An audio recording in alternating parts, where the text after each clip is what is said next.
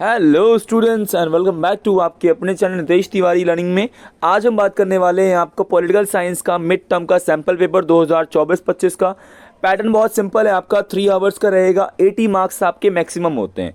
मैं आपको बता दूं कि ऑलरेडी आपके जो इंपॉर्टेंट क्वेश्चन आंसर की जो वीडियो है, साथ ही साथ जो आपका कंप्लीट मैप वर्क है वो भी आपकी वीडियो डल चुकी है। तो अगर आपने वो वीडियोस नहीं देखी है प्लीज़ उन्हें जाके देखिए, इस वीडियो के डिस्क्रिप्शन में आपको उसके लिंक मिल जाएंगे। साथ ही अगर आप चैनल पर नए हैं, चैनल को सब्सक्राइब कर लो, बेल आइकन को यार ज़रूर दबा दो ताकि आप तक हमारी सारी वीडियो की नोटिफिकेशन मिल सके। साथ ही साथ वीडियो को ज़्यादा से ज़्यादा शेयर करो ताकि आपके दोस्तों को भी फ़ायदा हो। अब जो क्राइटेरिया है आपका 3 आवर्स का आपका एग्जाम होता है, जिसमें मैक्सिमम जो मार्क्स आपके पोल साइंस में वो 80 है। पहले ये आपका 100 मार्क्स का था, लेकिन अभी आपका 20 मार्क्स का क्या आने लग गया है, आपका प्रैक्टिकल होता है जो टीचर के हाथ में। और टीचर के हाथ के नंबर के छोड़ो, आपको जो फोकस करना चाहिए वो 80 मार्क्स पे करना चाहिए कि किस प्रकार से आप इसमें बहुत अच्छा कर सकते हो।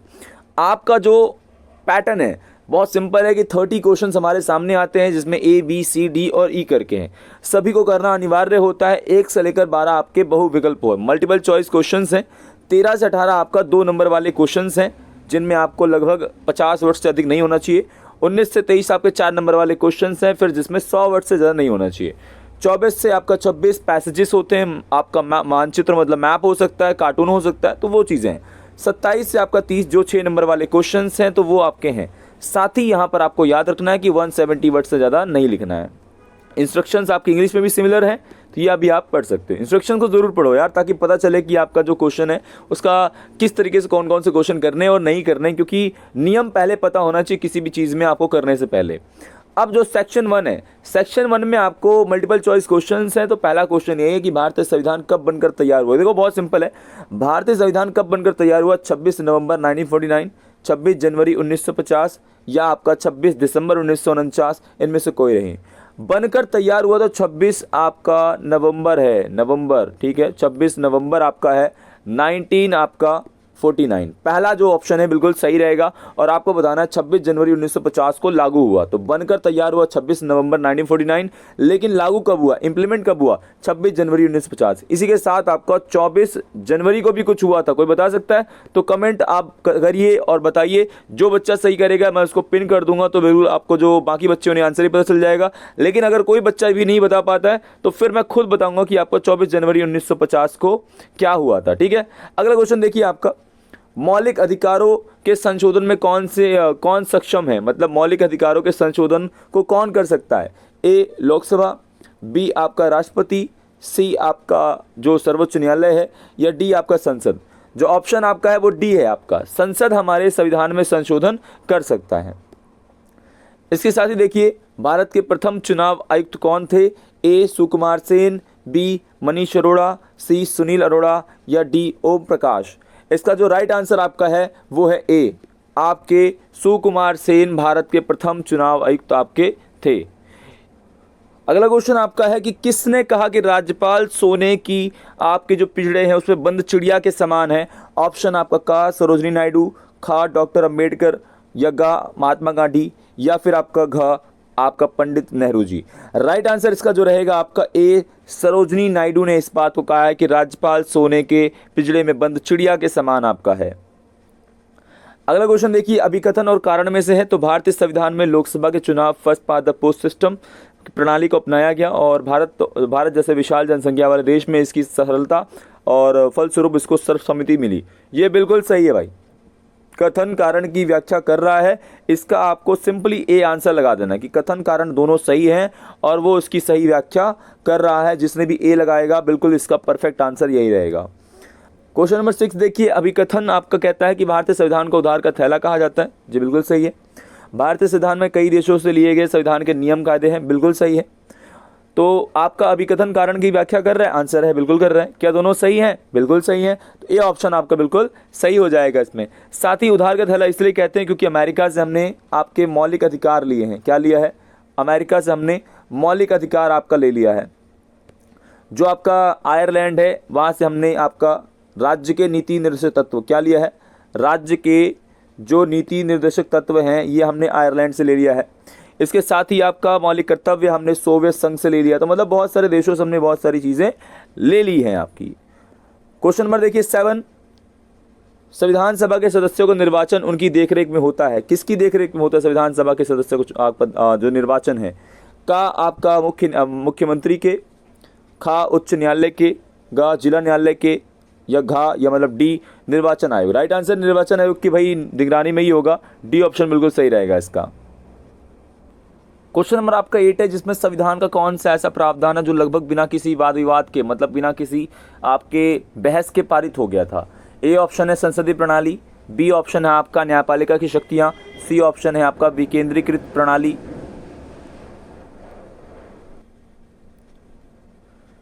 एट्थ क्वेश्चन आपका है, संविधान का ऐसा कौन सा प्रावधान है जो लगभग बिना किसी वाद विवाद के पारित हो गया? ए ऑप्शन आपका है संसदीय प्रणाली, बी ऑप्शन आपका है न्यायपालिका की शक्तियां, सी ऑप्शन है आपका विकेंद्रीकृत प्रणाली, या सार्वभौमिक वयस्क मताधिकार। इसका राइट आंसर आपका है डी सार्वभौमिक वयस्क मताधिकार। यूनिवर्सल एडल्ट फ्रेंचाइज जो आपका है ये बिना किसी वाद विवाद के पारित हो गया। भारत में मतदान का अधिकार वर्तमान में 18 वर्ष है, पहले ये आपका 21 वर्ष हुआ करता था, जो 61वें संशोधन के माध्यम से 61वें संशोधन के माध्यम से आपका जो है ये लगभग 1989 में इसको 21 वर्ष से घटा करके 18 वर्ष कर दिया गया और अभी भी 18 वर्ष चल रहा है। अगला क्वेश्चन आपका है, संविधान में व्यक्ति को कितने मौलिक अधिकार प्राप्त हैं? संविधान द्वारा वर्तमान में 4 हैं, खा आपका 6 हैं, गा आपका 7 हैं, या घा 8 हैं। इसका राइट आंसर आपका है वर्तमान में आपका 6 हैं। ठीक है, क्योंकि पहले 7 हुआ करते थे, लेकिन वर्तमान में आपके 6 मौलिक अधिकार है। समानता, स्वतंत्रता, शोषण के विरुद्ध अधिकार, धार्मिक स्वतंत्रता का अधिकार, आपका शिक्षा और सांस्कृतिक अधिकार, और सावधानिक उपचारों का अधिकार। तो 6 मौलिक अधिकार है। पहले संपत्ति भी अधिकार था, लेकिन वो आपका 44वें संशोधन के माध्यम से आपका 1978 में हटा दिया गया है। अगला क्वेश्चन यहाँ पे देखिए, कौन से न्यायालय द्वारा जारी किए गए विरुद्ध सर्वोच्च न्यायालय में अपील नहीं हो सकती? कौन सा ऐसा न्यायालय है जहाँ के फैसले में सर्वोच्च न्यायालय में कोई अपील नहीं हो सकती? का ऑप्शन उच्च न्यायालय है, खा जिला न्यायालय है, गा सैनिक न्यायालय है, या घा कोई न्यायालय नहीं। इसका राइट आंसर आपका जो रहेगा वो है आपका सैनिक न्यायालय के जो फैसले है उस पर सुनवाई सर्वोच्च न्यायालय नहीं कर सकता है। अगला क्वेश्चन आपका 11वां है, जनहित याचिका किस देश के द्वारा हमारे संविधान में शामिल की गई है? का ऑप्शन अमेरिका है, खा दक्षिण अफ्रीका है, गा इसमें भारत है, या घा आपका जापान है। इसका राइट आंसर आपका रहेगा क अमेरिका से आपका जनहित याचिका ली गई है। 1979 के बाद भारत में जनहित याचिका का एक दौर सा आ गया। क्वेश्चन नंबर 12, अध्यक्षात्मक व्यवस्था में राष्ट्रपति क्या होता है? का राज्य का प्रधान होता है, खा सरकार का प्रधान होता है, गा सरकार व राज्य दोनों का प्रधान होता है, इनमें से कोई नहीं। इसका जो राइट आंसर रहेगा वो है सी, ये राज्य का प्रधान भी होता है और सरकार का प्रधान भी होता है, जैसा कि अमेरिका में है। उदाहरण क्या है आपका इसका? अमेरिका इसका उदाहरण आपको देखने को मिलता है, और लैटिन अमेरिका के सारे देश। सेक्शन बी हमारा है, शॉर्ट क्वेश्चन है यहाँ पे। तो यहाँ पे पहला क्वेश्चन ही आपका बोल दिया गया है, संविधान क्यों महत्वपूर्ण है? भैया सिंपल सी बात है, वह समाज के एक न्यूनतम समन्वय और विश्वास बनाने के लिए, समाज में न्यूनतम आपका समन्वय का मतलब होता है तालमेल। अगर हमें समाज में तालमेल बनाना है तो हमें संविधान की आवश्यकता है, और लोगों में आपस में विश्वास की भावना को दर्शाने के लिए और एक देश को चलाने के लिए बहुत ज़्यादा ज़रूरी आपका संविधान होता है। अगला क्वेश्चन है, अधिकारों का घोषणा पत्र से आप क्या समझते हैं? तो संविधान द्वारा प्रदत्त मतलब संविधान द्वारा दिए गए और संरक्षित अधिकार को याद रखना। संविधान द्वारा जो आपका है वे अधिकार दिए गए हैं और संरक्षित हैं। संरक्षित का मतलब है उनकी रक्षा की जा रही है। उन अधिकारों को हम लोग क्या कहते हैं? अधिकारों को घोषणा पत्र कहते हैं। क्वेश्चन नंबर 15 है, ये बहुत ज़्यादा इंपॉर्टेंट बात आपका आता है, इस बात को याद रखना, देखना आप पेपर में छप के आ जाएगा यही क्वेश्चन। क्वेश्चन बहुत सिंपल है कि प्रत्यक्ष लोकतंत्र आपका और अप्रत्यक्ष लोकतंत्र में क्या अंतर है? देखो, प्रत्यक्ष लोकतंत्र जो है वो नागरिक रोजमर्रा की जो नागरिक होते हैं, रोजमर्रा मतलब दिन प्रतिदिन के जो फैसले हैं, मामले हैं, उनमें सीधा भागीदारी करते हैं। ये प्राचीन यूनान में ऐसा था, और एथेंस नाम का नगर था। क्या नाम था? एथेंस आपका जो नगर था वहाँ का, वहाँ पे ऐसा हुआ करता था प्राचीन यूनान में। ठीक है, रोजमर्रा की जिंदगी में जनता भागीदारी करती थी। वर्तमान में जो आपका अप्रत्यक्ष लोकतंत्र है, इसमें आपका सरकारों को मतलब एक प्रकार से जो लोग हैं वो अपने प्रतिनिधियों के माध्यम से जो सरकार है उसमें भागीदारी करती है। जैसे हम लोग अपने एमएलए हैं और हमारे जो एमपी है, मेंबर ऑफ पार्लियामेंट है, मेंबर ऑफ लेजिस्लेटिव असेंबली है, इन लोगों को चुनते हैं, विधायक को, एमपी को चुनते हैं जो हमारे लिए काम करते हैं। क्या हम सरकार में भाग लेते हैं? आंसर है बिल्कुल नहीं। क्या ये हमारे लिए काम करते हैं? बिल्कुल हाँ। तो ये अप्रत्यक्ष लोकतंत्र है, और ज़्यादा जनसंख्या वाले देशों में अप्रत्यक्ष लोकतंत्र ही चल रहा है अब तो, प्रत्यक्ष संभव नहीं है। अगला क्वेश्चन है आपका, न्यायिक पुनरावलोकन या रिट में क्या अंतर है। देखो यार, न्यायिक पुनरावलोकन जो है, कोई भी मान लीजिए कोई कानून है तो संविधान उसकी व्याख्या आपका करता है, खास करके अपने भी किसी मामले की संविधान जो हमारा जो न्यायपालिका है वो व्याख्या करता है। क्या करता है? व्याख्या करता है। और जो मौलिक अधिकार है उसकी रक्षा के लिए सर्वोच्च न्यायालय और उच्च न्यायालय में जो आदेश जारी होता है उसे हम रिट कहते हैं। उच्च न्यायालय, सर्वोच्च न्यायालय में जो आदेश जारी होता है उसे हम रिट कहते हैं। और संविधान अपने ही किसी मामले पर या कानूनी मामले पर उसकी व्याख्या करता है, पुनरावलोकन करता है और अपने किसी फैसले की सुनवाई करता है, उसे हम न्यायिक पुनरावलोकन कहते हैं। और ये हमने अमेरिका से लिया, इस बात को याद रखना। अगला क्वेश्चन आपका 17 है, जिसमें सरकारी व गैर सरकारी विधेयक में क्या अंतर है। देखो यार, सरकारी विधेयक जो होता है वो सरकार द्वारा पेश किया जाता है। मतलब मान लीजिए आपका सरकार, प्रधानमंत्री वर्तमान में नरेंद्र मोदी जी हैं, तो उनके मंत्रिमंडल से अगर कोई विधेयक लाता है, विधेयक, यहाँ विधेयक का मतलब होता है कानून को बनने से पहले विधेयक कहा जाता है। तो यहाँ पे कोई चीज़ पेश की जाती है तो उसे हम विधेयक कहते हैं सिंपली।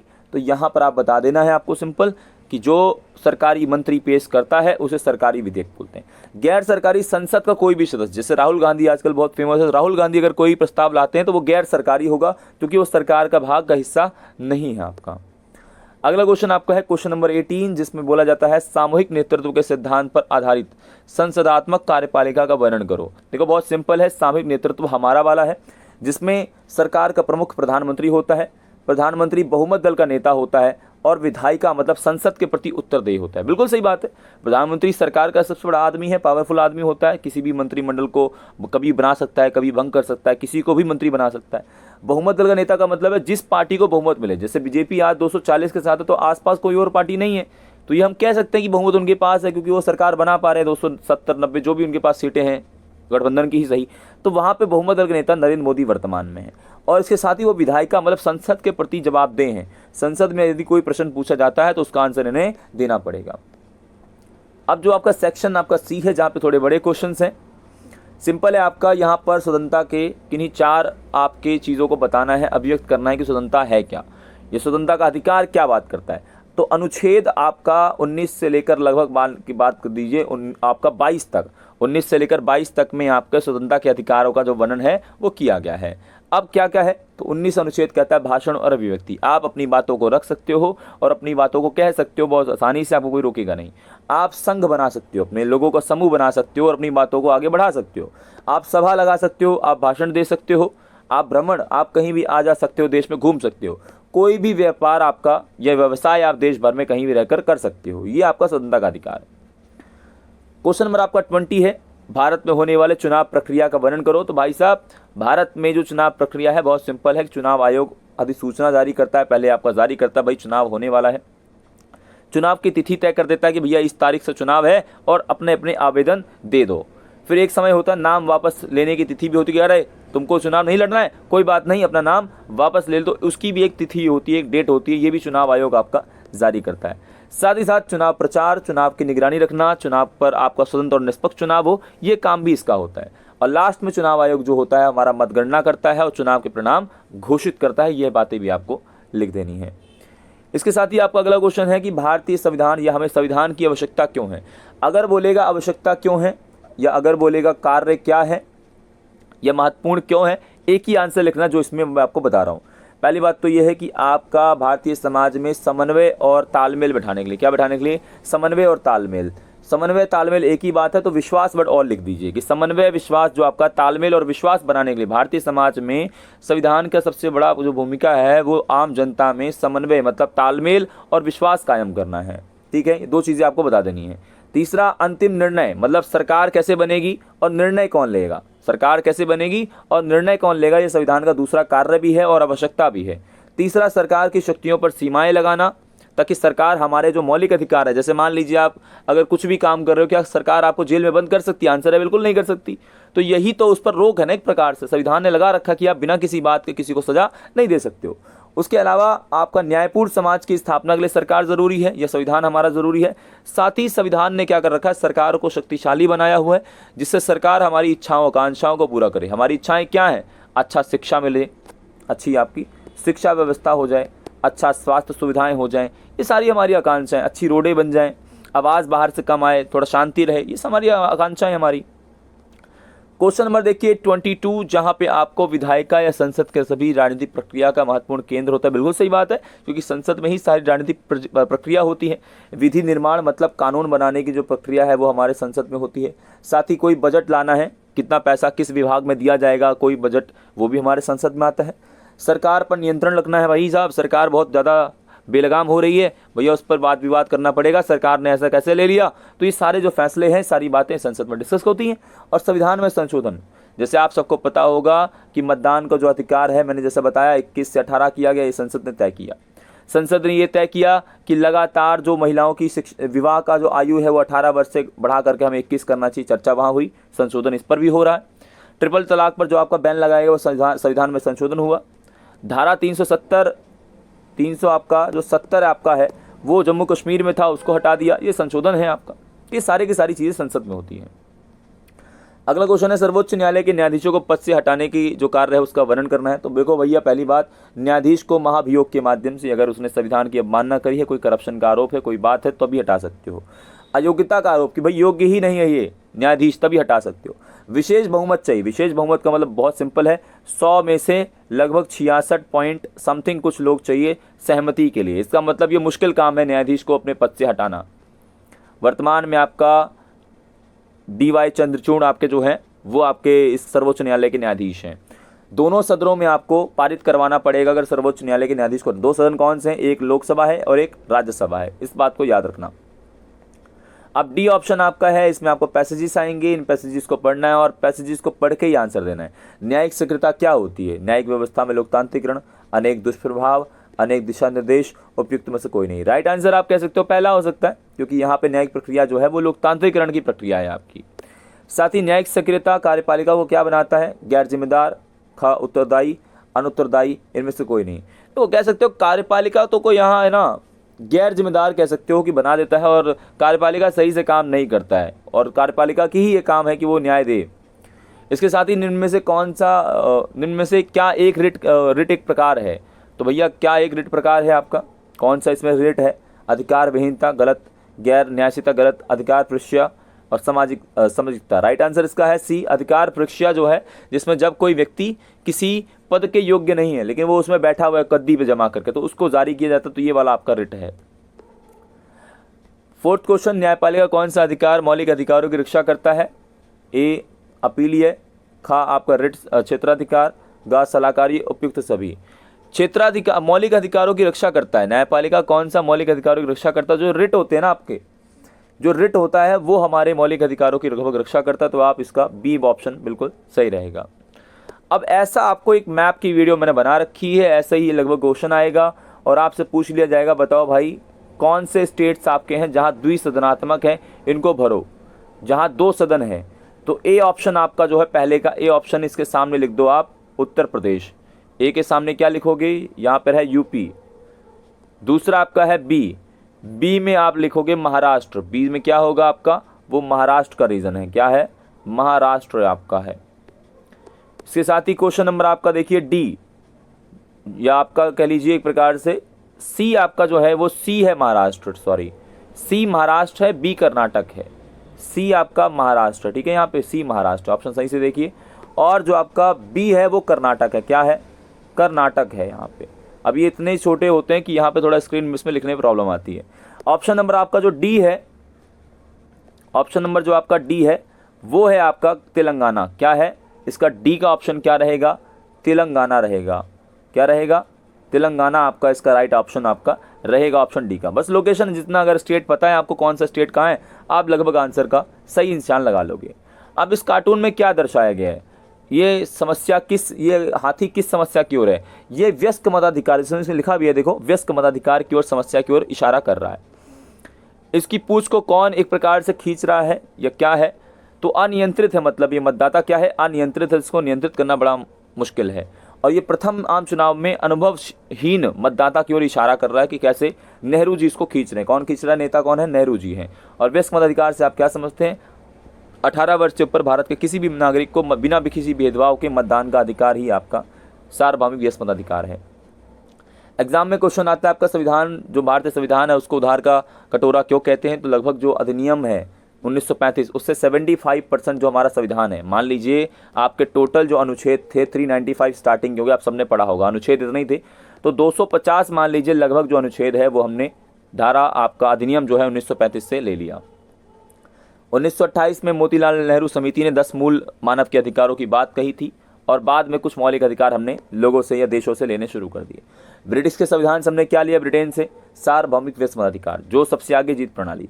सरकार का संसदीय स्वरूप, सरकार जो है वो संसदीय जो स्वरूप है सरकार का वो हमने लिया। तीसरा, कानून का निर्माण किस प्रकार शासन रहेगा वो हमने लिया।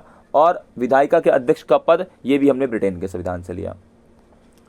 अमेरिका से क्या लिया? मौलिक अधिकार लिया, संविधान की प्रस्तावना ली और न्यायिक पुनरावलोकन और राष्ट्रपति का उपराष्ट्रपति का पद भी हमने अमेरिका से लिया। आयरलैंड से राज्य के नीति निर्देशक तत्व और राज्यसभा के सदस्यों को मनोनीत करने का।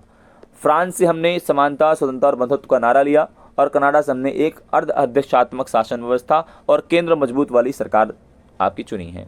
और अवशिष्ट शक्ति जैसे 4 सूचियां होती हैं। संघ सूची, ठीक है, दूसरा होता है एक राज्य सूची, क्या होता है? राज्य सूची। तीसरा आपका होता है समवर्ती सूची, क्या होता है? समवर्ती सूची। चौथा आपका जैसे अवशिष्ट सूची, ठीक है, ये आपकी सूचियां हैं। केंद्र सूची जो होता है वो केवल केंद्र सरकार से संबंधित है। राज्य सूची नाम से समझ में आ रहा होगा, राज्य से ही संबंधित है।